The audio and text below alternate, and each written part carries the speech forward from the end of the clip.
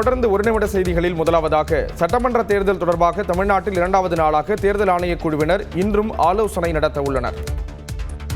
தமிழ்நாடு சட்டப்பேரவை தேர்தலை முன்னிட்டு தலைமை தேர்தல் ஆணையத்தின் துணை ஆணையர்கள் தலைமையிலான குழுவினர் தமிழ்நாடு தலைமை தேர்தல் அதிகாரி மற்றும் அதிகாரிகளுடன் ஆலோசனை மேற்கொண்டனர். தமிழ்நாடு புதுச்சேரி சட்டசபை தேர்தலுக்கான பணிகள் குறித்து ஆய்வு செய்ய தேர்தல் ஆணையத்தின் துணை ஆணையர்கள் பானு பிரகாஷ், மனேஷ் கர்க், கியானேஷ் பார்த்தி உள்ளிட்ட 7 பேர் கொண்ட குழு தமிழ்நாடு வந்துள்ளது. நேற்று முன்தினம் மாலை மற்றும் நேற்று காலையில் புதுச்சேரி மாவட்ட தேர்தல் அதிகாரி மற்றும் காவல்துறை அதிகாரிகளுடன் குழுவினர் ஆலோசனை மேற்கொண்டனர். இந்நிலையில் சென்னையில் நேற்று தனியார் ஹோட்டலில் நடைபெற்ற ஆலோசனைக் கூட்டத்தில் தமிழக தலைமை தேர்தல் அதிகாரி அர்ச்சனா பட்நாயக் மற்றும் காவல்துறை, வருமான வரித்துறை உட்பட 20க்கும் மேற்பட்ட அரசு துறைகளின் ஒருங்கிணைப்பு அலுவலர்களுடன் விரிவான ஆலோசனை நடத்தினர். தேர்தல் நேரத்தில் பணப்புழக்கத்தை கட்டுப்படுத்துவது மற்றும் பாதுகாப்பு ஏற்பாடுகள் குறித்து ரயில்வே, சுங்கத்துறை, சிஆர்பிஎஃப் மற்றும் சிவில் விமான போக்குவரத்து துறை அதிகாரிகளுடன் ஆலோசிக்கப்பட்டது. இந்நிலையில் 2ஆம் நாளாக இன்று அனைத்து மாவட்ட தேர்தல் அதிகாரிகள் மற்றும் மாவட்ட காவல் கண்காணிப்பாளர்களுடன் இறுதிக்கட்ட ஆலோசனைகள் நடைபெறவுள்ளது.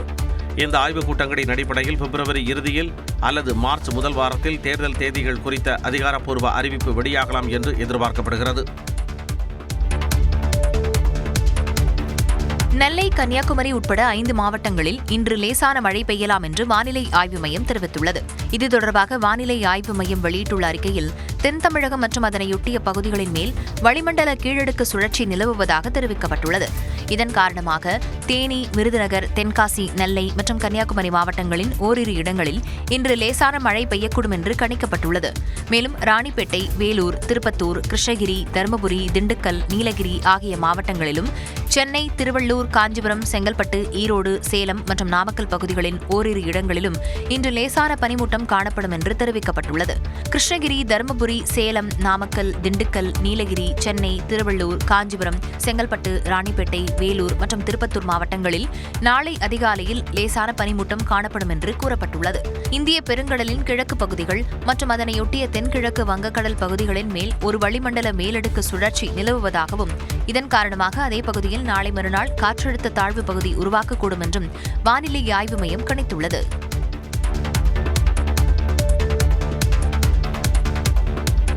மகா சிவராத்திரியை முன்னிட்டு பயணிகளின் வசதிக்காக சென்னை, எழும்பூர் மற்றும் சென்ட்ரலில் இருந்து சிறப்பு ரயில்கள் இயக்கப்பட உள்ளதாக தெற்கு ரயில்வே அறிவித்துள்ளது. சென்னை, கன்னியாகுமரி இடையேயான சிறப்பு ரயில் இன்று இரவு 11:45 மணிக்கு எழும்பூரிலிருந்து புறப்பட்டு நாளை மதியம் 1 மணிக்கு கன்னியாகுமரியை சென்றடையும். மறுமார்க்கமாக பிப்ரவரி 16ஆம் தேதி திங்கட்கிழமை இரவு 9:35 மணிக்கு கன்னியாகுமரியிலிருந்து புறப்பட்டு செவ்வாய்க்கிழமை காலை 10:15 மணிக்கு சென்னை கடற்கரையை வந்தடையும். இதேபோல் சென்னை, கொல்லம் இடையேயான சிறப்பு ரயில் இன்று இரவு 11:55 மணிக்கு சென்னை சென்ட்ரலிலிருந்து புறப்பட்டு நாளை மாலை 4:30 மணிக்கு கொல்லம் சென்றடையும். மறுமார்க்கமாக வருகிற 16ஆம் தேதி மாலை 6:30 மணிக்கு கொல்லத்திலிருந்து புறப்பட்டு செவ்வாய்க்கிழமை காலை 10:30 மணிக்கு சென்னை சென்ட்ரலை வந்தடையும். சிவராத்திரி கூட்ட நெரிசலை கருத்தில் கொண்டு இயக்கப்படும் இந்த ரயில்களுக்கான முன்பதிவுகள் தற்போது நடைபெற்று வருகின்றன. திமுக ஆட்சியில் ஏற்பட்ட வளர்ச்சியை பொறுத்துக் கொள்ள முடியாத ஒரு சிலருக்காகத்தான் செயலாக்க மாநாடு நடத்தியதாக முதலமைச்சர் மு க ஸ்டாலின் தெரிவித்துள்ளார். தமிழ்நாட்டில் தொழில்துறை சார்பில் மேற்கொள்ளப்பட்ட புரிந்துணர்வு ஒப்பந்தங்கள் மற்றும் அதில் செயல்படுத்தப்பட்ட திட்டங்கள் குறித்து எடுத்துரைக்கும் வகையில் கிண்டியில் உள்ள நட்சத்திர விடுதியில் செயலாக்க மாநாடு நடைபெற்றது. இதில் முதலமைச்சர் ஸ்டாலின் முன்னிலையில் 123 புதிய ஒப்பந்தங்கள் செயல்பாட்டுக்கு கொண்டுவரப்பட்டன. நிகழ்ச்சியில் பேசிய முதலமைச்சர் தமிழ்நாடுதான் முதலீட்டாளர்களின் முதல் முகவரி என பெருமிதம் தெரிவித்தார்.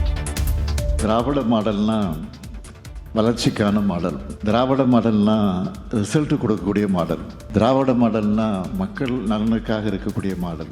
இதையெல்லாம் உலகுக்கு எடுத்து சொல்லக்கூடிய மாநாடு தான் இந்த செயலாக்க மாநாடு.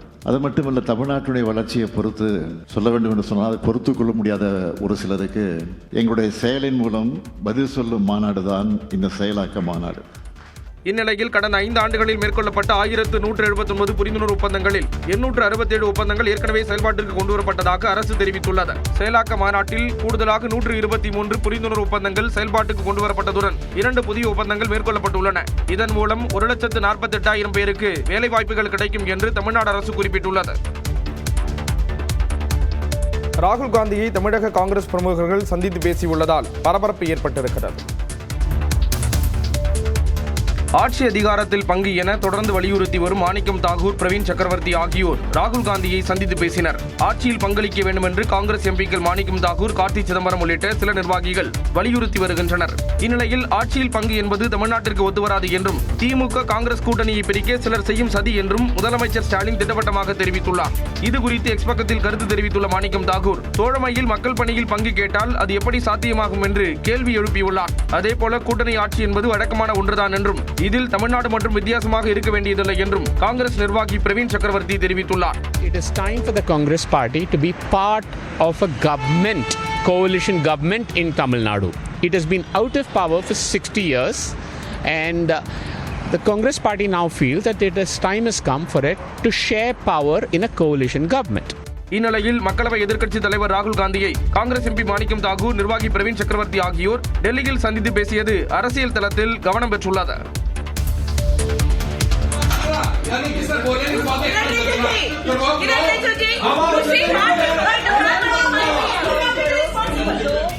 மக்களவை சபாநாயகர் ஓம் பிர்லாவின் அறைக்குள் காங்கிரஸ் பெண் எம்பிக்கள் அத்துமீறி நுழைந்து திட்டியதுடன் பிரதமர் மோடிக்கு மிரட்டல் விடுத்ததாக மத்திய அமைச்சர் கிரண் ரிஜிஜு வீடியோ வெளியிட்டுள்ளார்.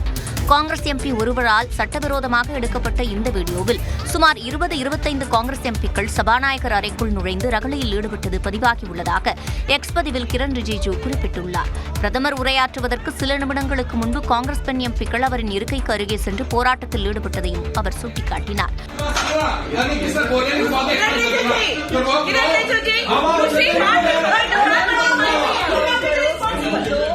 பாஜக விவாதங்களில் மட்டுமே நம்பிக்கை கொண்டது என்றும் வன்முறையையோ அல்லது மிரட்டல்களையோ ஒருபோதும் ஊக்குவிப்பதில்லை என்றும் அவர் தெரிவித்துள்ளார்.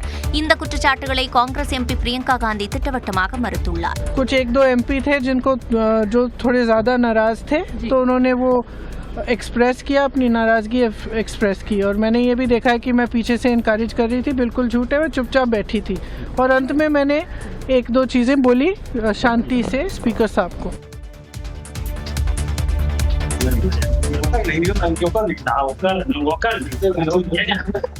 செய்தியாளர்களை சந்திக்க தாவைக்க பொதுச் செயலாளர் ஆனந்த், மாவட்ட செயலாளர் பார்த்திபன் மாறி மாறி இடம் பிடித்த காட்சிதான் இது. தாவைக்க தலைவர் விஜய் பங்கேற்கும் நிர்வாகிகள் சந்திப்பு கூட்டம் சேலம் மாவட்டம் சீலநாயக்கன்பட்டி அருகே இன்று பிற்பகல் 12 மணிக்கு நடைபெற உள்ளது. இதற்கான பணிகள் முழுவீச்சில் நடைபெற்று வரும் நிலையில் அடையாள அட்டைகள் உள்ள நிர்வாகிகள் மட்டுமே அனுமதிக்கப்படுவார்கள் என ஆனந்த் தெரிவித்துள்ளார். 15 மருத்துவ குழுக்கள், 6 சிறப்பு மருத்துவ முகாம்கள், 2 தீயணைப்பு வாகனங்கள் தயார் நிலையில் இருப்பதாகவும் 25 சிசிடிவி கேமராக்கள் மூலம் திடல் முழுவதும் கண்காணிக்க ஏற்பாடு செய்யப்பட்டு இருப்பதாக கூறினார். இந்நிலையில் பாதுகாப்பு ஏற்பாடுகள் குறித்து மாநகர காவல் துணை ஆணையர் கேழ்கர் சுப்பிரமணிய வாலச்சந்திரா நேரில் ஆய்வு செய்தார். 5000 பர்மிட் பண்ணிட்டோம். வித் 5000க்காக நமக்கு நியர்லி 1000 போலீஸ் பர்சன் இருப்பாரு. பின்னாடி மலைக்கு நம்ம அலோவ் பண்ண மாட்டோம் யாருக்குமே. எந்தெந்த என்ட்ரி பாயிண்ட் இருக்கு அதை நம்ம க்ளோஸ் பண்றோம். இதனிடையே தொண்டர்களின் உற்சாக வரவேற்புடன் விஜயின் பரப்புரை வாகனம் கூட்டம் நடைபெறும் திடலுக்கு வந்தடைந்தது. கலைஞர் கனவு இல்லம் திட்டத்தின் கீழ் மேலும் 1 லட்சம் வீடுகள் கட்ட அனுமதி வழங்கி தமிழ்நாடு அரசு உத்தரவிட்டுள்ளது. குடிசைகள் இல்லா தமிழ்நாடு என்ற இலக்கை அடைவதற்காக கலைஞர் வீடு வழங்கும் திட்டம் 2010ஆம் ஆண்டு தொடங்கப்பட்டது. இதைத் தொடர்ந்து 2030ஆம் ஆண்டிற்குள் குடிசையில்லா தமிழ்நாட்டை உருவாக்கும் நோக்கத்துடன் கலைஞர் கனவு இல்லம் என்ற திட்டத்தை திமுக அரசு செயல்படுத்தி வருகிறது. அதன்படி குடிசை மற்றும் சேதமடைந்த வீடுகளை கண்டறிந்து 360 சதுர பரப்பளவில் கலைஞர் கனவு இல்லம் கட்டி வழங்கப்பட்டு வருகிறது. இத்திட்டத்தின் கீழ் இதுவரை 2 லட்சம் வீடுகள் கட்டப்பட்டுள்ள நிலையில் மேலும் 1 லட்சம் வீடுகள் கட்ட தமிழ்நாடு அரசு அனுமதி அளித்துள்ளது.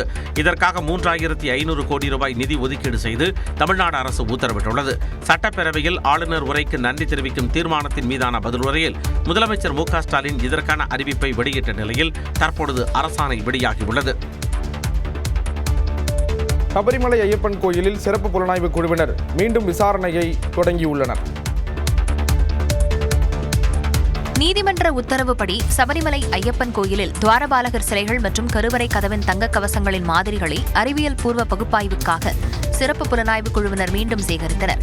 சபரிமலை ஐயப்பன் கோயிலில் கடந்த 2001ஆம் ஆண்டு துவாரபாலகர் சிலைகள் மற்றும் கருவறை கதவின் தங்கக் கவசங்கள் புதுப்பிக்கப்பட்ட பிறகு அவற்றின் எடை குறைந்ததாக புகார் எழுந்தது. இது தொடர்பாக சிறப்பு புலனாய்வு குழு விசாரித்து வருகிறது. தங்கக் கவசங்களின் அறிவியல் பூர்வ ஆய்வுக்காக கடந்த ஆண்டு சிறப்பு புலனாய்வு குழுவினர் மாதிரிகளை சேகரித்தனர். விக்ரம் சாராபாய் விண்வெளி மையத்தில் ஆய்வு மேற்கொள்வதற்காக இந்த மாதிரிகள் சேகரிக்கப்பட்டிருந்தன. ஆனால் மேம்பட்ட தடயவியல் பகுப்பாய்வுக்காக மாதிரிகளை மீண்டும் சேகரிக்க அனுமதிக்க கோரி கேரள உயர்நீதிமன்றத்தில் சிறப்பு புலனாய்வு குழு தரப்பில் மனு தாக்கல் செய்யப்பட்டது. இதனை ஏற்றுக்கொண்ட நீதிபதிகள் தங்கக் கவசங்களின் மாதிரிகளை மீண்டும் சேகரிக்க அனுமதி வழங்கி உத்தரவிட்டனர். அதன் அடிப்படையில் நேற்று சபரிமலையில் சிறப்பு புலனாய்வு குழு அதிகாரிகள் தங்கக் கவசங்களின் மாதிரிகளை சேகரிக்கும் பணியில் ஈடுபட்டனர். இதற்கிடையே மாசி மாத பூஜைக்காக சபரிமலை ஐயப்பன் கோயில் நடை நேற்று மாலை 5 மணி அளவில் திறக்கப்பட்டது.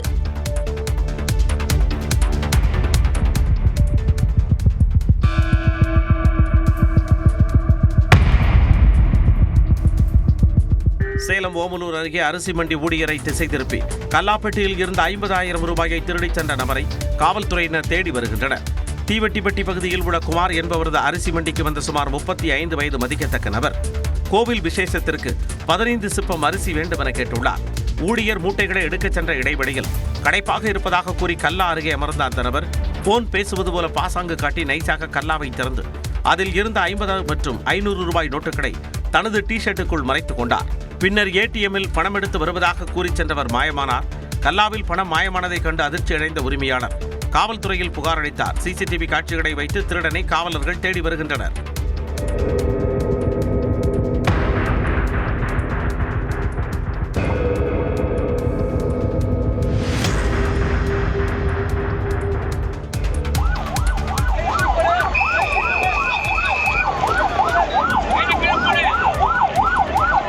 சிவகங்கை மாவட்டம் ஆனாமதுரையில் ரயில் விபத்துகளின் போது மீட்புக் குழுவினர் எவ்வாறு துரிதமாக செயல்பட வேண்டும் என்பது குறித்து தேசிய பேரிடர் மீட்புப் படையினர் செயல் விளக்க ஒத்திகை செய்து காண்பித்தனர். நாடு முழுவதும் விபத்து காலங்களில் பயணிகளை மீட்பது குறித்து தேசிய பேரிடர் மீட்புக் குழு மற்றும் ரயில்வே துறை இணைந்து ஒத்திகை நிகழ்ச்சி நடத்தி வருகின்றன. அதன் ஒரு பகுதியாக சிவகங்கை மாவட்டம் ஆனாமதுரை ரயில் நிலையத்தில் தெற்கு ரயில்வே சார்பில் பாதுகாப்பு செயல் விளக்க ஒத்திகை நடைபெற்றது. பயணிகள் ரயில் தடம் புரண்டு விபத்துக்குள்ளானது போலவும் அப்போது ரயில்வே மற்றும் தேசிய பேரிடர் மீட்புக் குழுவினர் பயணிகளை மீட்பது போலவும் ஒத்திகை நிகழ்ச்சி நடைபெற்றது.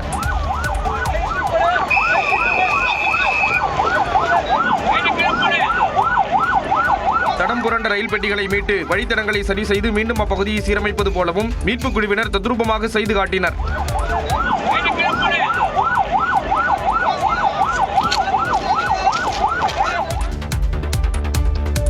ஓய்வு பெற்ற ஐபிஎஸ் அதிகாரி சம்பத்குமாருக்கு எதிரான வழக்கில் சிடியை எழுத்து வடிவமாக்குவதற்கு 10 லட்சம் ரூபாய் கட்டணம் செலுத்த கிரிக்கெட் வீரர் மகேந்திர சிங் தோனிக்கு சென்னை உயர்நீதிமன்றம் உத்தரவிட்டுள்ளது. 2013ஆம் ஆண்டு நடைபெற்ற ஐபிஎல் சூதாட்டத்தில் சென்னை சூப்பர் கிங்ஸ் அணியின் அப்போதைய கேப்டன் மகேந்திர சிங் தோனிக்கும் தொடர்பு இருப்பதாக ஓய்வு பெற்ற ஐபிஎஸ் அதிகாரி சம்பத்குமார் தனியார் தொலைக்காட்சி விவாதம் ஒன்றில் குற்றம் சாட்டியிருந்தார். இந்த குற்றச்சாட்டு தனது நற்பெயருக்கு பெரும் களங்கத்தை ஏற்படுத்தியுள்ளதாக கூறி சம்பத்குமாரிடம் 100 கோடி ரூபாய் நஷ்டஈடு கோரி 2014ஆம் ஆண்டு சென்னை உயர்நீதிமன்றத்தில் தோனி வழக்கு தொடர்ந்தார். இந்த வழக்கின் முக்கிய ஆதாரமான தொலைக்காட்சி விவாதங்கள் அடங்கிய சிடியை எழுத்து வடிவமாக மாற்ற நீதிமன்றம் உத்தரவிட்டிருந்தது. இந்நிலையில் சிடியில் உள்ள உரையாடல்களை எழுத்து வடிவமாக்க மொழிபெயர்ப்பாளர் மற்றும் தட்டச்சர் ஆகியோர் முழு நேரத்தையும் ஒதுக்க வேண்டும் என்றும் இப்பணிகளை முடிக்க சுமார் 3 முதல் 4 மாதங்கள் வரை ஆகலாம் என்றும் நீதிபதி மஞ்சுளா சுட்டிக்காட்டினார். மொழியாக்கம் செய்யப்பட்ட ஆவணங்களை நகலெடுப்பதற்கும் தட்டச்சு செய்வதற்கும் கணிசமான செலவு ஏற்படும் என்றும் அதனை கருத்தில் கொண்டு 10 லட்சம் ரூபாயை தலைமை நீதிபதி நிவாரண நிதிக்கு மார்ச் 12ஆம் தேதிக்குள் செலுத்த வேண்டும் என்றும்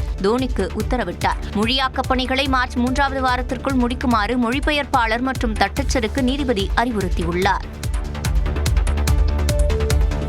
ராமேஸ்வரம் ராமநாத சுவாமி கோவிலுக்கு வந்த வெளிநாட்டு பக்தர்களை கிறிஸ்தவர்கள் என கூறி வழிபாடு நடத்த அனுமதி மறுத்த விவகாரத்தில் கோவில் ஊழியரிடம் விசாரணை நடத்தப்படும் என கோவில் நிர்வாகம் விளக்கமளித்துள்ளது. ராமேஸ்வரம் ராமநாத சுவாமி கோவிலுக்கு கனடா, அமெரிக்கா, ஆஸ்திரேலியா மற்றும் வட மாநிலங்களில் இருந்து வந்த பக்தர்கள் ருத்ரா அபிஷேக பூஜையில் கலந்து கொள்ள 3000 ரூபாய் கட்டணம் செலுத்தி டிக்கெட் பெற்றுள்ளனர். ருத்ரா அபிஷேக பூஜையில் கலந்து கொள்ள காத்திருந்த வெளிநாட்டு பக்தர்கள் சிலரை கிறிஸ்தவர்கள் என கூறி பூஜையில் கலந்து கொள்ள அனுமதி மறுத்து கோவில் ஊழியர் நாகராஜ் என்பவர் வெளியேற்றியதாக கூறப்படுகிறது. மேலும் அவர்கள் செலுத்திய பணம் திருப்பி வழங்கப்பட்டதாக கூறப்படும் நிலையில் பூஜையில் கலந்து கொள்ள காத்திருந்த வெளிநாட்டு பக்தர்கள் ஏமாற்றத்துடன் திரும்பிச் சென்றனர். இதுகுறித்து கோவில் இணை ஆணையர் செல்லத்துறையிடம் விளக்கம் கேட்டபோது சம்பந்தப்பட்ட ஊழியர்களிடம் விசாரித்துவிட்டு பதிலளிப்பதாக தெரிவித்தார். தங்கம் விலை சவரனுக்கு 1520 ரூபாய் குறைந்திருக்கிறது. கடந்த 2 நாட்களாக ஏறுமுகத்தில் இருந்த தங்கம் விலை சற்று குறைந்து ஆறுதல் அளித்துள்ளது. சென்னையில் ஆபரண தங்கம் கிராமுக்கு 190 ரூபாய் குறைந்து 1 கிராம் 14,600 ரூபாய்க்கும், சவரனுக்கு 1,520 ரூபாய் குறைந்து 1 சவரன் 1,16,800 ரூபாய்க்கும் விற்பனையாகிறது. இந்தியா அமெரிக்கா இடையிலான இடைக்கால வர்த்தக ஒப்பந்தம், பட்ஜெட் தாக்கலுக்கு பின்னரான சந்தை நிலவரம் உள்ளிட்ட காரணங்களால் தங்கம் விலை ஏற்ற இறக்கத்துடனேயே காணப்படுகிறது. அதே நேரம் வெள்ளி விலை கடந்த 4 நாட்களாக விலை மாற்றமின்றி 1 கிராம் 300 ரூபாய்க்கு விற்பனையாகி வருகிறது. சென்னையில் 1 கிராம் வெள்ளி 300 ரூபாய்க்கும் 1 கிலோ கட்டி வெள்ளி 3 லட்சம் ரூபாய்க்கும் விற்பனையாகிறது. புதுச்சேரி அரசின் சர்வதேச திரைப்பட விழா கடற்கரை சாலை காந்தி திடலில் கோலாகலமாக தொடங்கியது. விழாவில் 2024ஆம் ஆண்டிற்கான சிறந்த படமாக ஜிகர்தண்டா XX படத்திற்காக இயக்குனர் கார்த்திக் சுப்ராஜுக்கும், 2025ஆம் ஆண்டிற்கான சிறந்த படமாக கடல் கன்னி படத்திற்காக இயக்குனர் தினேஷ் செல்வராஜிற்கும் அமைச்சர் லட்சுமி நாராயணன் மற்றும் சபாநாயகர் செல்வம் ஆகியோர் விருதுகளை வழங்கினர். இவர்களுக்கு சங்கரதாஸ் சுவாமிகள் பெயரிலான விருதுடன் தலா 1 லட்சம் ரூபாய் ரொக்கப்பரிசும் வழங்கப்பட்டது. இந்த விழாவில் நடிகைகள் ரேவதி, சுனைனா உள்ளிட்டோர் பங்கேற்றனர். பின்னர் செய்தியாளர்களிடம் பேசிய கார்த்திக் சுப்ராஜ், ஜனநாயகன் திரைப்படம் விரைவில் வெளியாகும் என நம்பிக்கை தெரிவித்தார். கஷ்டமாக தான் சார் இருக்கும் டேரக்டராக பார்க்கும்போது. வினோத்லாம் யோசிக்கும் போது for any reason, but it is a very tough process to go through. பிப்ரவரி 15ஆம் தேதி வரை நடைபெறும் புதுச்சேரி அரசின் சர்வதேச திரைப்பட விழாவில் 8 மொழிகளைச் சேர்ந்த 45 படங்கள் திரையிடப்பட உள்ளன. மத்திய பட்ஜெட்டில் தமிழ்நாடு வஞ்சிக்கப்பட்டதாக கூறி தமிழ்நாட்டின் பல்வேறு பகுதிகளில் திமுக தலைமையிலான மதசார்பற்ற முற்போக்கு கூட்டணி சார்பில் கண்டன ஆர்ப்பாட்டம் நடைபெற்றது. அந்த வகையில் சென்னை சைதாப்பேட்டையில் நடைபெற்ற ஆர்ப்பாட்டத்தில் திமுக மற்றும் கூட்டணி கட்சி தலைவர்கள் பங்கேற்று மத்திய பாஜக அரசுக்கு எதிராக முழக்கங்களை எழுப்பினர். ஒன்றிய அரசின் பட்ஜெட்டில் தமிழ்நாட்டை புறக்கணித்த பிரதமர் மோடியை கண்டிக்கிறோம். அதேபோல கோவை தொண்டாமுத்தூர் அடுத்த குளத்துப்பாளையத்தில் திமுக கூட்டணி கட்சிகள் கண்டன ஆர்ப்பாட்டம் நடத்தின. அப்போது மத்திய பாஜக அரசுக்கும் கூட்டணியில் உள்ள அதிமுகவுக்கும் எதிராக அவர்கள் முழக்கம் எழுப்பினர். தேனி மாவட்டத்தில் உள்ள அனைத்து நகர், ஒன்றியம் மற்றும் பேரூராட்சி பகுதிகளில் ஆர்ப்பாட்டம் நடைபெற்றது. சிவகாசி பேருந்து நிலையம் முன்பாக நடைபெற்ற ஆர்ப்பாட்டத்தில் மத்திய பாஜக அரசுக்கு எதிராக முழக்கங்கள் எழுப்பப்பட்டன. தென்காசி கொடிமர திடலில் நடைபெற்ற கண்டன ஆர்ப்பாட்டத்தில் திமுக மற்றும் கூட்டணி கட்சி தொண்டர்கள் பங்கேற்றனர். இந்நிலையில் பட்ஜெட்டில் 0 கொடுத்தால் கை கட்டி வேடிக்கை பார்ப்போம் என்று நினைத்தார்களா என எக்ஸ் பக்கத்தில் வினவியுள்ள முதலமைச்சர் மு க ஸ்டாலின், தமிழ்நாட்டுக்கான நிதிகளை மறுத்து அநீதியை இணைக்கும் என்டிஏ கூட்டணிக்கு 0வை திருப்பி அளிப்போம் என பதிவிட்டுள்ளார். காரைக்காலில் நாளை நடைபெறவுள்ள பொதுக்கூட்டத்தில் பங்கேற்க மத்திய உள்துறை அமைச்சர் அமித்ஷா இன்று திருச்சி வருகிறார். தமிழ்நாட்டில் சட்டமன்ற தேர்தல் நடைபெறவுள்ள நிலையில் கடந்த ஆண்டு முதல் தொடர்ந்து வருகை தந்து பல்வேறு அரசியல் நிகழ்வுகளில் அமித்ஷா பங்கேற்று வருகிறார். இந்நிலையில் புதுச்சேரி யூனியன் பிரதேசத்திற்கு உட்பட்ட காரைக்காலில் பொதுக்கூட்டம் உள்ளிட்ட பல்வேறு நிகழ்ச்சிகளில் பங்கேற்க உள்ளார். இதற்காக டெல்லியில் இருந்து PSF விமானத்தில் இன்று மாலை 6 மணி அளவில் புறப்பட்டு திருச்சி விமான நிலையத்தை இரவு 9 மணிக்கு வந்தடைகிறார். திருச்சி கண்டோன்மெண்டில் உள்ள நட்சத்திர ஹோட்டலில் இரவு தங்கும் அமித்ஷா சனிக்கிழமை காலை 10:45 மணி அளவில் PSF ஹெலிகாப்டரில் புறப்பட்டு காரைக்காலில் வரிச்சிக்குடி பாலிடெக்னிக் மைதானத்தை முற்பகல் 11:30 மணி அளவில் அடைகிறார். பின்னர் 12 மணி அளவில் காரைக்காலில் நடைபெறும் பொதுக்கூட்டத்தில் பங்கேற்கிறார். அதன்பின் அங்குள்ள ஹோட்டலில் தங்கும் அமித்ஷா கட்சி பிரமுகர்களை சந்திக்க உள்ளார். பின்னர் 4:40 மணி அளவில் திருச்சிக்கு ஹெலிகாப்டரில் புறப்பட்டு அங்கிருந்து மாலை 5:30 மணி அளவில் விமானத்தில் டெல்லி புறப்படுகிறார். அமித்ஷா ஹெலிகாப்டரில் வந்திறங்கும் வரிச்சிக்குடி பாலிடெக்னிக் ஹெலிபேட், காரைக்காலில் பார்வையிட உள்ள பகுதிகள் மற்றும் பொதுக்கூட்ட இடத்தை ஆட்சியர் இஷிட்டா ரதி, சார் ஆட்சியர் பூஜா, மாவட்ட முதுநிலை காவல் கண்காணிப்பாளர் லட்சுமி சௌஜன்யா மற்றும் மத்திய பாதுகாப்பு அதிகாரிகள் நேரில் ஆய்வு செய்தனர். கோடிக்கணக்கில் பணம் வாங்கியதாக சொல்லும் அவதூறுக்கு மார்க்சிஸ்ட் கம்யூனிஸ்ட் கட்சியின் மாநில செயலாளர் சண்முகம் எதிர்ப்பு தெரிவித்துள்ளார். நியூஸ் 18 தமிழ்நாடுக்கு பிரத்யேக நேர்காணல் அளித்தவர் இது குறித்த கேள்விக்கு பதிலளித்தார். திமுகவோட உடன்பாடு கொண்டிருக்கிற போதும் சரி, அதிமுகவோட உடன்பாடு கொண்டிருக்கும் போதும் சரி, அவர்களுடைய கட்சிக்காரர்களுடைய செலவை அவர்கள் பார்த்துக்கொள்ள வேண்டும். எங்கள் கட்சி செலவை நாங்கள் பார்த்துக்குவோம். இது நீண்ட காலமாக இந்த அணுகுமுறையை கடைபிடிச்சிட்டு வரோம். ஏன்னா அவங்க செலவை எங்களால் சமாளிக்க முடியாது. அங்கேயும் தோழமை கட்சிகள் போட்டியிடக்கூடிய இடத்துலையும் நாங்கள் தான் எங்கள் சொந்த பணத்திலேருந்து தான் நாங்கள் செலவழிக்கிறது என்பது அது எல்லாத்துக்குமே தெரியும். அதை பாராட்டவும் செய்வாங்க. அவர்கள் கட்சிக்காரர்களுடைய செலவுக்காக அது எங்கள் அக்கௌண்ட்டில் நாங்கள் வேட்பாளர் நின்றுன்ற முறையில் கொடுத்தது. அது இப்படி வாங்கி அப்படி கொடுத்தது என்பதை தவிர நான் பல முறை சொல்லுங்கள், சிங்கிள் டீ கூட சாப்பிட்டதில்லை. தொடர்ந்து பேசியவர் அதிமுக பாஜக கூட்டணியில் முன்னேற்றம் இல்லை என்றார். ஒரே ஒரு கூட்டம், ஜாயின்ட் கூட்டம் மதுராந்தகத்தில் நடைபெற்றதை தவிர வேறு எங்கேயும் அவங்க ஒன்றும் கூட்டாக எந்த நிகழ்ச்சிகளில் கலந்துக்கிறதோ, ஒரு கூட்டான பொதுக்கூட்டங்களோ அல்லது தமிழ்நாடு நலன் சார்ந்த பிரச்சனைகளில் கூட்டாக ஒரு அறிக்கை வெளியிடுவதோ, இந்த மாதிரியான அணுகுமுறை எதுவுமே அதில் இன்றைய தேதி வரைக்கும் இல்லை. அது வலுவான அணியாக இருக்கிறது அல்லது அந்த ஒற்றுமை கூட்டணி ஏற்பட்டு விட்டது என்று சொல்வதிலேயே எனக்கு இன்னும் சந்தேகம் இருக்குது. அதிமுக ஆட்சியா தேசிய ஜனநாயக கூட்டணியின் ஆட்சியா என்பதிலேயே அந்த கூட்டணி குழப்பத்தில் இருப்பதாக சண்முகம் தெரிவித்தார். விருதுநகர் மாவட்டத்தில் கல் குவாரிகளில் அனுமதிக்கப்பட்ட அளவை மீறி கனிம வளங்கள் கொள்ளையடிக்கப்படுவதாக எழுந்த புகாரை தொடர்ந்து நவீன ட்ரோன் தொழில்நுட்பம் மூலம் சுரங்கத்துறை தீவிர சோதனையில் இறங்கியுள்ளது. குவாரி உரிமம் பெற்றவர்கள் அவற்றை சட்டவிரோதமாக மற்றவர்களுக்கு உள்குத்தகைக்கு விடுவதாக மாவட்ட ஆட்சியர் அலுவலகத்திற்கு புகார் வந்தது. அதில் அரசு அனுமதித்த அளவை விட நவீன கருவிகள் மூலம் கூடுதல் கனிமங்கள் வெட்டி எடுக்கப்படுவதாகவும், வெடி வைத்து கல் உடைக்கும் பொழுது அருகில் உள்ள குடியிருப்பு பகுதிகள் பாதிக்கப்படுவதாகவும் குற்றம் சாட்டப்பட்டிருந்தது. இதனைத் தொடர்ந்து மாவட்ட நிர்வாகம் மற்றும் புவியியல் துறை இணைந்து ட்ரோன் மூலம் குவாரிகளை அளவீடு செய்யும் பணியை தொடங்கியுள்ளன. 2025-26 ஆண்டிற்கான இலக்கு நிர்ணயிக்கப்பட்ட 82 குவாரிகளில் இதுவரை 59 குவாரிகளில் ட்ரோன் அளவீடு வெற்றிகரமாக முடிக்கப்பட்டுள்ளதாகவும், விதி மீறல்கள் கண்டறியப்பட்டால் குவாரிகளை நிரந்தரமாக மூட நடவடிக்கை எடுக்கப்படும் என்றும் எச்சரிக்கை விடுக்கப்பட்டுள்ளது. இதனிடையே சாலை கட்டுமான பணிகளின் பெயரில் மதுரை வைகை ஆற்று படுகையில் மணல் அள்ளக்கூடாது என்று உயர்நீதிமன்ற மதுரை கிளை உத்தரவிட்டுள்ளது. இது தொடர்பான மனுவை விசாரித்த நீதிபதிகள் சுவாமிநாதன் மற்றும் புகழேந்தி அமர்வு மதுரை வைகை ஆற்று பகுதிகளில் எந்த காரணத்திற்காகவும் மணல் அள்ளக்கூடாது என அதிரடி தடை விதித்தனர். மேலும் இதுகுறித்து மத்திய சுற்றுச்சூழல் துறை, பொதுப்பணித்துறை செயலர் மற்றும் மதுரை மாவட்ட ஆட்சியர் ஆகியோர் விரிவான பதில் மனு தாக்கல் செய்ய உத்தரவிட்டு வழக்கை ஒத்திவைத்தனர். அதிமுக பொதுச் செயலாளர் எடப்பாடி பழனிசாமியின் அறிக்கையை சுட்டிக்காட்டி தமிழக அரசை நிதியமைச்சர் நிர்மலா சீதாராமன் விமர்சித்திருக்கிறார். மாநிலங்களவையில் மத்திய பட்ஜெட் மீதான விவாதத்தின் போது தமிழ்நாட்டின் கடன் நிலை குறித்து நிதியமைச்சர் நிர்மலா சீதாராமன் பேசியதற்கு காங்கிரஸ் தலைவர் மல்லிகார்ஜுன கார்கே கடும் கண்டனம் தெரிவித்தார். மாநிலங்களவையில் பட்ஜெட் மீதான விவாதத்திற்கு நிதியமைச்சர் நிர்மலா சீதாராமன் பதிலுரையாற்றினார். நாட்டின் கடன் சுமை அதிகரித்து வருவது குறித்து திமுக எம்பி வில்சன் எழுப்பிய கேள்விக்கு பதிலளித்த நிதியமைச்சர், மத்திய அரசு அளவுக்கு அதிகமாக கடன் வாங்கவில்லை என்றும் கடன் அளவு கட்டுக்குள் உள்ளதாகவும் விளக்கமளித்தார். அப்பொழுது தமிழ்நாட்டின் நிதி நிலைமை குறித்து கடுமையான விமர்சனங்களை முன்வைத்தார். முன்னாள் முதலமைச்சர் எடப்பாடி பழனிசாமி வெளியிட்ட அறிக்கையை மேற்கோள் காட்டிய நிர்மலா சீதாராமன், கடந்த 73 ஆண்டுகளில் தமிழ்நாட்டின் மொத்த கடன் சுமார் 5 லட்சம் கோடியாக இருந்த நிலையில் 2021ஆம் ஆண்டுக்கு பிறகு 4 ஆண்டுகளில் மட்டும் 4.56 லட்சம் கோடியாக உயர்ந்துள்ளது என்றும் அவர் சுட்டிக்காட்டினார்.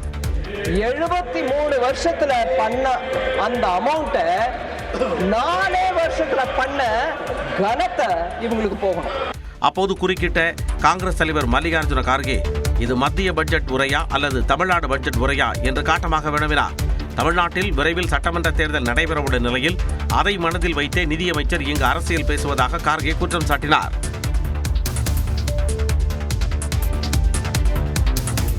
மக்களவை எதிர்க்கட்சித் தலைவர் ராகுல் காந்தியின் எம்பி பதவியை பறிப்பதுடன் அவர் தேர்தலில் போட்டியிட தடை விதிக்க கோரியும் நாடாளுமன்றத்தில் பாஜக தரப்பில் தனிநபர் தீர்மான நோட்டீஸ் வழங்கப்பட்டுள்ளது. இது தொடர்பாக செய்தியாளர்களிடம் பேசிய பாஜக எம்பி நிஷிகாந்த் துபே, தனது தீர்மானத்தில் தனியார் அமைப்புகளுடன் இணைந்து தாய்லாந்து, கம்போடியா, வியட்நாம், அமெரிக்கா உள்ளிட்ட நாடுகளுக்கு சென்று ஆதாயம் பெறும் நடவடிக்கைகளில் ராகுல் காந்தி ஈடுபடுவதாகவும், இந்தியா எதிர்ப்பு அமைப்புகளுடன் ராகுல் காந்தி தொடர்பு கொண்டிருப்பதாகவும் குறிப்பிட்டிருப்பதாக தெரிவித்தார்.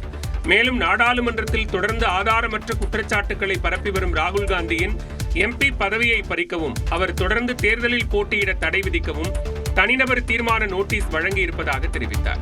அமெரிக்காவுடனான வர்த்தக ஒப்பந்தம் தொடர்பாக மக்களவையில் புதன்கிழமை உரையாற்றிய ராகுல் காந்தி, எப்ஸ்டீன் கோப்புகளுடன் பிரதமர் நரேந்திர மோடி மற்றும் மத்திய அமைச்சர் உள்ளிட்டோரை தொடர்புபடுத்தி பேசினார். மேலும் எப்ஸ்டீன் கோப்புகளுக்கு பயந்து நாட்டையும் விவசாயிகளின் நலன்களையும் பாரத மாதாவையும் அமெரிக்காவிடம் பிரதமர் நரேந்திர மோடி விற்றுவிட்டதாகவும் ராகுல் காந்தி கடுமையான குற்றச்சாட்டை முன்வைத்தார். ராகுல் காந்தியின் உரை பரபரப்பை ஏற்படுத்திய நிலையில் அவருக்கு எதிராக நோட்டீஸ் தாக்கல் செய்யப்பட்டுள்ளது. தனக்கு எதிராக உரிமை மீறல் நோட்டீஸ் கொடுக்கப்பட்டாலும் விவசாயிகள் பிரச்சினைக்கு தொடர்ந்து குரல் கொடுப்பேன் என்று எதிர்க்கட்சித் தலைவர் ராகுல் காந்தி திட்டவட்டமாக தெரிவித்தார். மக்களவையில் ஆதாரமற்ற கருத்துக்களை தெரிவித்ததற்காக ராகுல் காந்தியின் எம்பி பதவியை பறித்து அவர் தேர்தலில் போட்டியிட வாழ்நாள் தடை விதிக்க கோரி பாஜக எம்பி நிஷிகாந்த் துபே நோட்டீஸ் கொடுத்துள்ளார். இந்த விவகாரம் குறித்து வீடியோ வெளியிட்டுள்ள ராகுல் காந்தி, பிரதமர் மோடி நாட்டையும் விவசாயிகளையும் விற்றுவிட்டதாக சாடியுள்ளார். இதுபற்றி பேசுவதற்காக பாஜகவினர் தன் மீது வழக்கு போடலாம், தனக்கு எதிராக உரிமை மீறல் நோட்டீஸ் கொண்டு வரலாம் என்றும் அதை பற்றி கவலைப்பட மாட்டேன் என்றும் கூறியுள்ளார். गाली दो, जो भी आपको करना है करो, प्रिविलेज मोशन डालना है वो डाल दो, कोई फर्क नहीं पड़ता. मैंने பார்லிமெண்ட் ஹவுஸ் में सच्चाई बोली है. பிரதமர் மோடியின் கடிவாளத்தை அமெரிக்க அதிபர் ட்ரம்ப் தனது கைகளில் வைத்திருப்பதாக விமர்சித்துள்ள ராகுல் காந்தி, மக்காச்சோளம், பருத்தி, சோயாபீன்ஸ் மற்றும் பழங்களை தொடர்ந்து முழு இந்திய வேளாண் சந்தையையும் அமெரிக்காவிற்காக பிரதமர் மோடி திறந்து விடுவார் என்றும் சாடியுள்ளார்.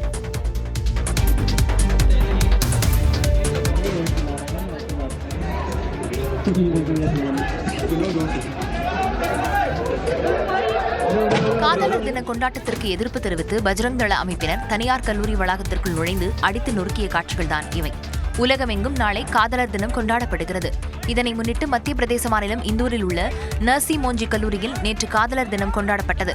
அப்போது கல்லூரி வளாகத்திற்குள் அத்துமீறி நுழைந்த பஜ்ரங் தள அமைப்பினர் மாணவர்கள் ஏற்பாடு செய்திருந்த நிகழ்ச்சி அரங்கை அடித்து நொறுக்கினர். தொடர்ந்து கல்லூரி வளாகத்தில் அமர்ந்து அனுமன் சாலிசா பாடினர்.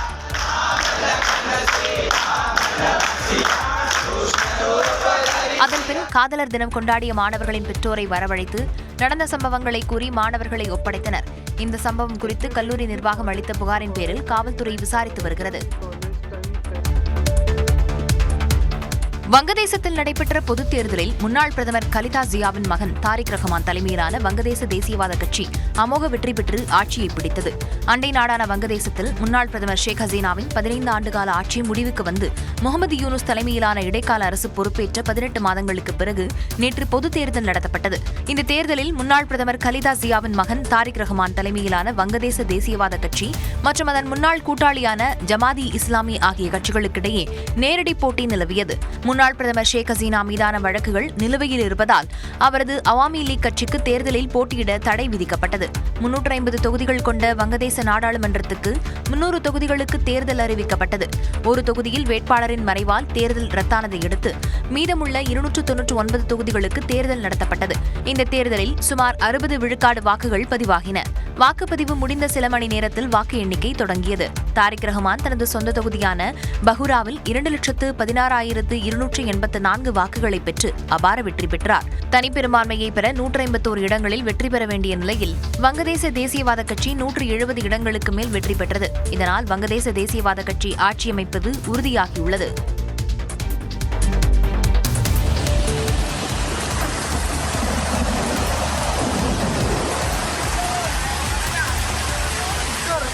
இந்தோனேசியாவில் வரலாறு காணாத அளவில் கொட்டி தீர்த்த கனமழையால் மேற்கு ஜாவா தீவில் உள்ள கிராமங்கள் நீரில் மூழ்கின. மேற்கு ஜாவா தீவில் உள்ள பிரிபெப்ஸ் ரெஜென்சி, லோசாரி, பிகோமென், சென்னுல் உள்ளிட்ட பல்வேறு பகுதிகளில் கனமழை கொட்டி தீர்த்தது. கனமழையை தொடர்ந்து நிகழ்ந்த நிலச்சரிவுகளால் 2400க்கும் மேற்பட்ட மக்கள் வீடுகளை இழந்தனர். காட்டாற்று வெள்ளத்தில் கார் உள்ளிட்ட பொருட்கள் அடித்துச் செல்லப்பட்டன.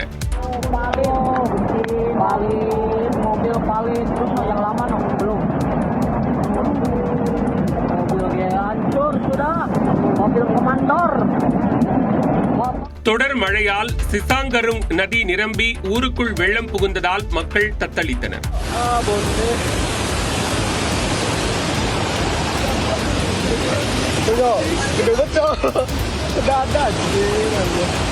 இடுப்பளவு தேங்கிய நீரில் கையில் கிடைத்த பொருட்களை எடுத்துக்கொண்டு பாதுகாப்பான இடங்களை நோக்கி செல்லும் அவலத்திற்கு மக்கள் தள்ளப்பட்டனர். அமெரிக்காவில் காவல்துறை வாகனம் மோதி உயிரிழந்த இந்திய மாணவியின் குடும்பத்திற்கு 256 கோடி ரூபாய் இழப்பீடாக சியாட்டில் நகர நிர்வாகம் வழங்குகிறது.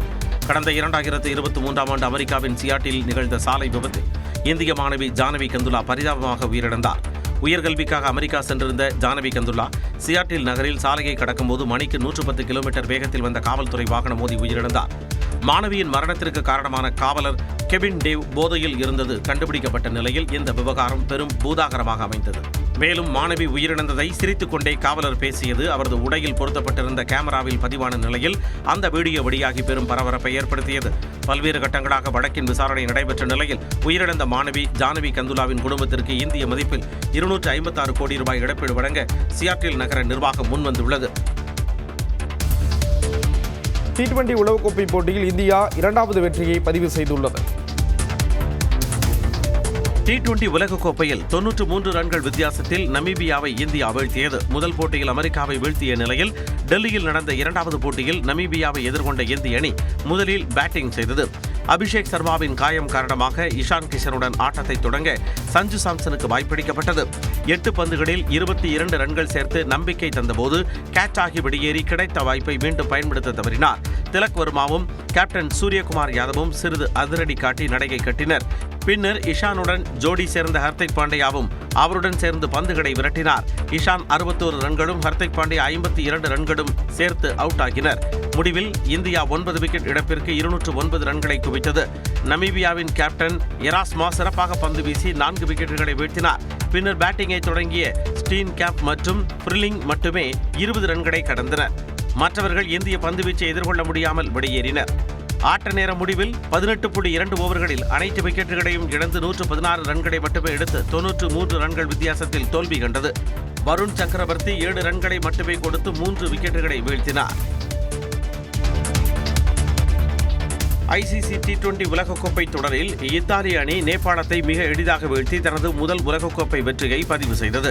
மும்பை வான்கடே மைதானத்தில் நடைபெற்ற லீக் ஆட்டத்தில் முதலில் பேட்டிங் செய்த நேபாள அணி இத்தாலியின் பந்துவீச்சை எதிர்கொள்ள முடியாமல் 123 ரன்களுக்கு அனைத்து விக்கெட்டுகளையும் இழந்தது. 124 ரன்கள் என்ற இலக்குடன் களமிறங்கிய இத்தாலி அணியின் தொடக்க வீரர்களான சகோதரர்கள் அந்தோனி மோஸ்கோ மற்றும் ஜஸ்டின் மோஸ்கோ நேபாள பந்து வீச்சாளர்களை திணறடித்தனர்.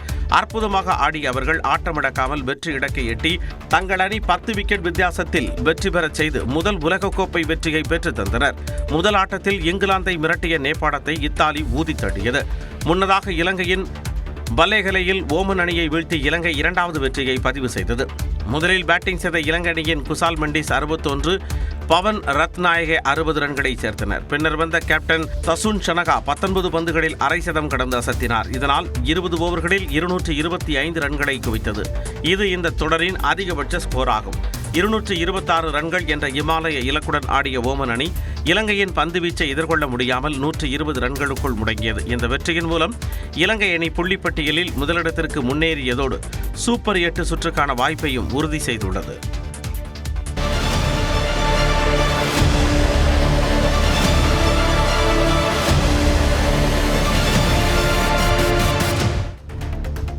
தொடர்ந்து முக்கியமான மாவட்ட செய்திகளை விரைவு செய்திகளாக பார்க்கலாம்.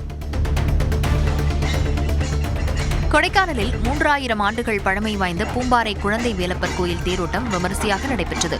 50க்கும் மேற்பட்ட மலை கிராமங்களைச் சேர்ந்த பல்லாயிரக்கணக்கான பக்தர்கள் தேரை முன்னும் பின்னுமாக வடம் பிடித்து இழுத்தனர். ஆயிரக்கணக்கான தேங்காய்கள் உடைக்கப்பட்டு பக்தர்கள் பக்தி பரவசத்துடன் சாமி தரிசனம் செய்தனர்.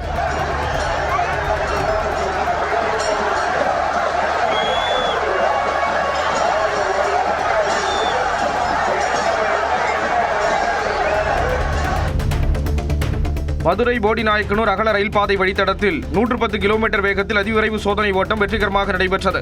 ரயில் எஞ்சினுடன் 2 பெட்டிகள் இணைக்கப்பட்டு இருப்பு பாதை அதிர்வுகள் நகர்வுகள் என சோதனை மேற்கொள்ளப்பட்டது. மதுரையில் இருந்து பிற்பகல் 3 மணிக்கு புறப்பட்ட இந்த ரயில் உசிலம்பட்டி ஆண்டிப்பட்டி கணவாய் வைகை பாலம் வழியாக 90 கிலோமீட்டர் தூரத்தை 1 மணி நேரத்தில் கடந்து போடியை சென்றடைந்தது.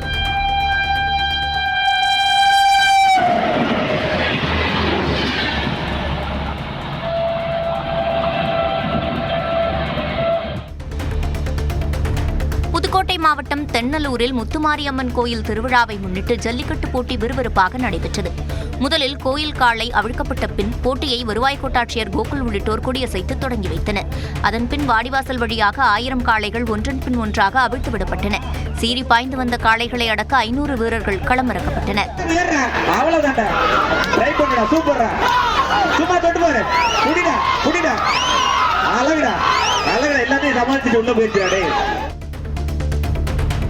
காதலர் தினத்தை ஒட்டி உதகையில் விற்பனைக்கு கொண்டுவரப்பட்டுள்ள இதய வடிவிலான சாக்லேட் அனைவரையும் வெகுவாக கவர்ந்துள்ளது. 5 கிராம் முதல் 5 கிலோ வரை 20 வகையான சாக்லேட்டுகள் விற்பனைக்கு வைக்கப்பட்டுள்ளன. அதில் காதலர்கள் விரும்பும் வாசகங்கள் மட்டுமன்றி காதல் கடிதங்கள், அவர்களின் புகைப்படங்களும் பொறித்து கொடுக்கப்படுகின்றன. இந்த சாக்லேட்டுகளுக்கு 60 ரூபாய் முதல் 1800 ரூபாய் வரை விலை நிர்ணயம் செய்யப்பட்டுள்ள நிலையில் ஆன்லைன் மூலமாகவும் விற்கப்படுகின்றன. சபரிமலை ஐயப்பன் கோயிலில் மாத வழிபாட்டுக்காக நடை திறக்கப்பட்டது. மண்டல மற்றும் மகர விளக்கு பூஜைகள் நிறைவடைந்த நிலையில் கடந்த மாதம் 20ஆம் தேதி கோயில் நடை அடைக்கப்பட்டது. இந்நிலையில் கும்ப மாத வழிபாட்டுக்காக தற்போது மீண்டும் நடை திறக்கப்பட்டுள்ளது. தரிசனத்துக்கான ஆன்லைன் முன்பதிவு கடந்த வாரம் தொடங்கியது. வரும் 17ஆம் தேதி வரை சபரிமலை நடை திறக்கப்பட்டிருக்கும். மயிலாடுதுறை மயூரநாதர் கோயிலில் சிவராத்திரியை முன்னிட்டு மயூர நாட்டியாஞ்சலி விழா கோலாகலமாக தொடங்கியது.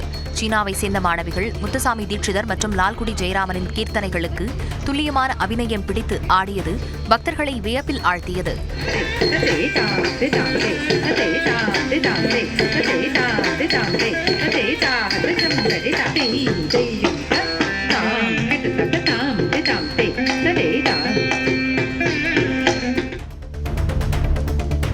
திமுக காங்கிரஸ் கூட்டணி பசி போட்டு ஒட்டும் நிலையில் இருப்பதாக அதிமுக செய்தி தொடர்பாளர் வைகை செல்வன் விமர்சித்துள்ளார். காஞ்சிபுரத்தில் செய்தியாளர்களிடம் பேசிய அவர், சேப்பாக்கம் கிரிக்கெட் மைதானம் விசிலடிப்பதற்கான இடம் இல்லை என்று கூறினார். சேப்பாக்கம் ஸ்டேடியம் என்பது கிரிக்கெட்டுக்காக அமைக்கப்படுகிற மைதானம். அது மடக்கு ஊதிக்காக அமைக்கப்படுகிற அதிகாரம், அதை இடமல்ல. ஆகவே இதை புரிந்து கொள்ள வேண்டும். புதுச்சேரி வீராம்பட்டினத்தில் அமைந்துள்ள செங்கழுநீர் அம்மன் கோயிலின் தேர் திடீரென்று தீப்பிடித்திருந்ததால் பரபரப்பு நிலவியது.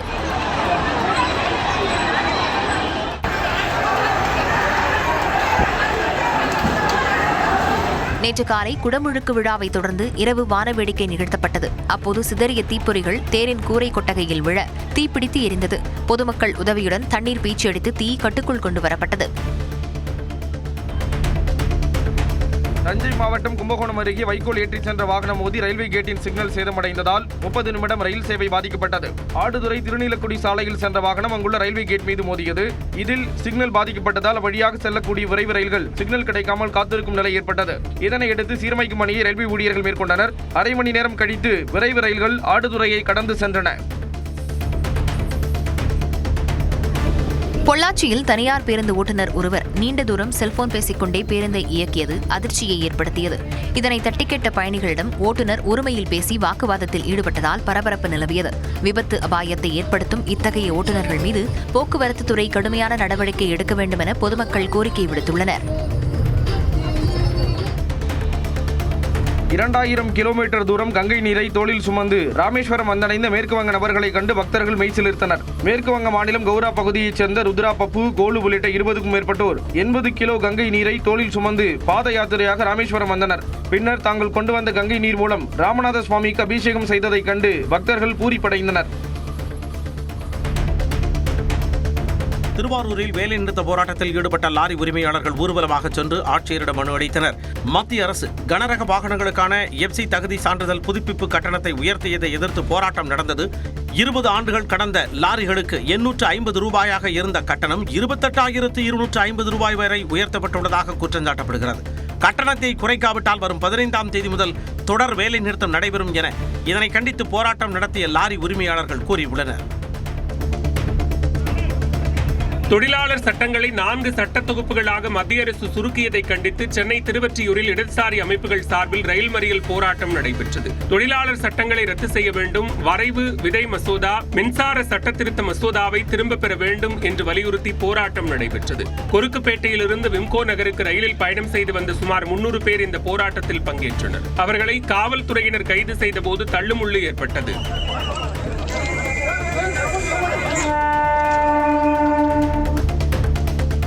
நாகை மாவட்டம் கொத்தமங்கலம் ஊராட்சியில் 7 மாத கர்ப்பிணி தூக்கிட்டு தற்கொலை செய்து கொண்டார். குமரவேல், சக்தி பிரியா தம்பதி திருமணமான பெண் கருத்து வேறுபாடு காரணமாக ஓராண்டு பிரிந்திருந்த நிலையில் மீண்டும் சேர்ந்ததை அடுத்து சக்தி பிரியா கர்ப்பமானார். 7வது மாத வளைகாப்பு முடிந்த நிலையில் மீண்டும் குடும்ப தகராறு தலையெடுத்ததால் தற்கொலை செய்து கொண்டதாக கூறப்படுகிறது. திருமணமாகி 3 ஆண்டுகளில் இந்த சம்பவம் நடந்ததால் வருவாய் கோட்டாட்சியர் விசாரணைக்கு உத்தரவிடப்பட்டு திட்டச்சேரி காவல்துறையினர் தீவிர விசாரணை நடத்தி வருகின்றனர். தென்காசி மாவட்டம் சங்கரன்கோவில் அருகே கரும்புச்சாறு இயந்திரத்தில் சிக்கிய கூலி தொழிலாளியின் கை நீண்ட நேர போராட்டத்திற்கு பின் வெளியே எடுக்கப்பட்டது.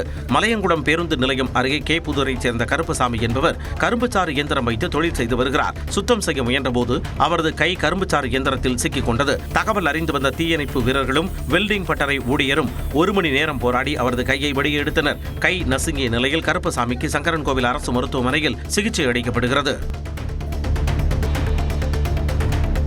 நாமக்கல்லில் முட்டை கொள்முதல் விலை 15 நாட்களுக்கு பின் 5 காசுகள் உயர்ந்துள்ளது. ஒரு முட்டையின் கொள்முதல் விலை ₹5.25 இருந்த நிலையில் தற்போது ₹5.30 அதிகரித்துள்ளது. கறிக்கோழி விலை 1 கிலோ ₹115, முட்டைக்கோழி ₹70 என விலை நிர்ணயம் செய்யப்பட்டுள்ளது. குளிர்காலம் என்பதால் குறைந்த முட்டை உற்பத்தி, வடமாநிலங்களுக்கு அதிக அளவில் ஏற்றுமதி போன்ற காரணங்களால் முட்டை விலை உயர்ந்ததாக கூறப்படுகிறது. காஞ்சிபுரம் மாவட்டம் ஸ்ரீபெரும்புதூர் பேருந்து நிலையம் அருகே ராட்சத கண்டெய்னர் லாரி வளைவில் திரும்ப முடியாமல் கடைக்குள் புகுந்து விபத்துக்குள்ளானது. கர்நாடகாவிலிருந்து ஆந்திர மாநிலத்திற்கு இரும்பு பொருட்களை ஏற்றிச் சென்ற கண்டெய்னர் லாரி மணிக்கூண்டு அருகே விபத்திற்குள்ளானது. இந்த விபத்தால் யாருக்கும் எந்த பாதிப்பும் ஏற்படவில்லை. எனினும் கடுமையான போக்குவரத்து நெரிசல் ஏற்பட்டு பள்ளி, கல்லூரி செல்லக்கூடிய மாணவர்கள் அவதிக்குள்ளாகினர்.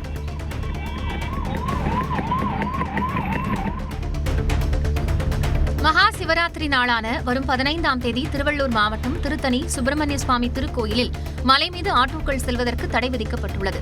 மகா சிவராத்திரிக்கு அதிக அளவிலான பக்தர்கள் மலை கோயிலுக்கு வருவார்கள் என்று எதிர்பார்க்கப்படுகிறது. இதற்காக மலையடிவாரம் மற்றும் ரயில் நிலையம் இடையே கோயில் நிர்வாகம் சார்பில் பேருந்துகள் இயக்கப்படும் என தெரிவிக்கப்பட்டுள்ளது. யூடியூப் சேனல்களை பார்த்து வீட்டில் பிரசவம் மேற்கொள்வதை தவிர்க்க வேண்டும் என கிருஷ்ணகிரி ஆட்சியர் தினேஷ்குமார் அறிவுறுத்தியுள்ளார். சமூக நலன் மற்றும் மகளிர் உரிமை துறையின் சார்பில் சமுதாய வளைகாப்பு நிகழ்ச்சி கிருஷ்ணகிரியில் உள்ள தனியார் மண்டபத்தில் நடைபெற்றது. ஆட்சியர் தினேஷ்குமார் திமுக எம்எல்ஏ மதியழகன் முன்னிலையில் 200 கர்ப்பிணிகளுக்கு வளைகாப்பு நடத்தப்பட்டது. அப்போது பேசிய ஆட்சியர் 24 மணி நேரமும் சேவை செய்ய மருத்துவர்கள் மற்றும் செவிலியர்கள் காத்திருப்பதாக கூறினார். தேனி மாவட்டம் வீரபாண்டி கௌமாரியம்மன் கோவில் சித்திரை திருவிழாவில் ராட்டினங்கள் அமைப்பதற்கான ஏலம் தேதி குறிப்பிடப்படாமல் ஒத்திவைக்கப்பட்டது. வரும் மே மாதம் 12ஆம் தேதி முதல் 18ஆம் தேதி வரை 7 நாட்கள் திருவிழா நடைபெறவுள்ளது. பல்லாயிரக்கணக்கான பக்தர்கள் வருவார்கள் என்பதால் பொழுதுபோக்கு அம்சங்களான ராட்டினங்கள் அமைக்க ஆண்டுதோறும் ஏலமிடப்படும். அந்த வகையில் ராட்டினங்கள் அமைப்பதற்கான ஏலம் நடைபெற்றது. ஆனால் ராட்டினங்கள் இயக்கப்படுவதற்கு நேர நிர்ணயம் தெளிவாக இல்லாததால் ஒப்பந்ததாரர்கள் புறக்கணித்தனர். தஞ்சை அருகே உள்ள வேங்குராயன் குடிக்காடு கிராமத்திற்கு அரசு பேருந்து சேவை முதன்முறையாக தொடங்கப்பட்டதால் மக்கள் மகிழ்ச்சி அடைந்தனர். 500க்கும் மேற்பட்ட குடும்பங்கள் வசித்து வரும் இந்த கிராமத்திற்கு அரசு பேருந்து சேவை எட்டாக்கணியாக இருந்து வந்தது. இதனால் அப்பகுதியில் வசிக்கும் மாணவர்கள், பணிக்கு செல்வோர் சிரமப்பட்டு வந்தனர். இந்நிலையில் கிராம மக்களின் நீண்ட நாள் கோரிக்கையை ஏற்று பேருந்து சேவை தொடங்கப்பட்டது. தஞ்சை நாடாளுமன்ற உறுப்பினர் முரசொலி, சட்டமன்ற உறுப்பினர் துரை சந்திரசேகரன் ஆகியோர் பேருந்து சேவையை கொடியசைத்து தொடங்கி வைத்தனர்.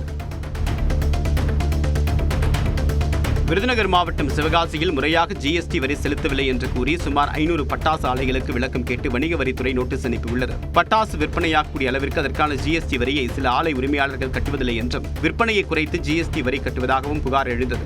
இந்நிலையில் ஒவ்வொரு பட்டாசு ஆலையும் சுமார் 50 லட்சம், 70 லட்சம், 1 கோடி என்று ஜிஎஸ்டி கட்ட வேண்டும் என்றும் இது குறித்து விளக்கம் அளிக்குமாறும் சுமார் 500க்கும் மேற்பட்ட பட்டாசு ஆலைகளுக்கு வணிக வரித்துறை நோட்டீஸ் அனுப்பியுள்ளது.